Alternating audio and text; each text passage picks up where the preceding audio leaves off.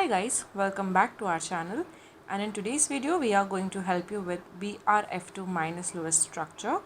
This is an ion because it accepts an additional electron. The -1 charge over here indicates that it is accepting an additional electron to form this structure.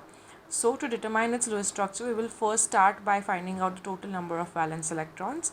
Here both bromine and fluorine atoms have 7 valence electrons in its outer shell. So we can multiply 7 by 3, and we can also add this electron because it is accepting this electron. So in total we have 22 valence electrons for this molecule or this ion. And now bromine atom will take the central position, and both the fluorine atoms will be placed around bromine atom like this. To show a bond between these atoms, we will place a pair of electrons between bromine and fluorine atoms, and doing that we will be using up 4 out of 22 valence electrons. Here we will place 6 more valence electrons around each fluorine atom so that they can have complete octets, and doing that we will be using up 12 more valence electrons. Now we will proceed forward and we will try and complete octet for bromine atom by placing 4 more electrons.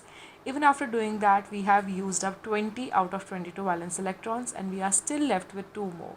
Now you might wonder where will we place these 2 valence electrons? The answer is we will place them on this bromine atom. So if you're aware of it, bromine atom can actually have expanded octets and can accommodate more than 8 valence electrons in its outer shell, and hence these electrons will be placed on the bromine atom. Do not forget about putting the brackets and mentioning the charge, as this is a Lewis structure for iron, and I hope this video helps you to understand that. For more such videos on Lewis structure, molecular geometry, polarity of the molecules, make sure to subscribe to our channel, and thanks for watching.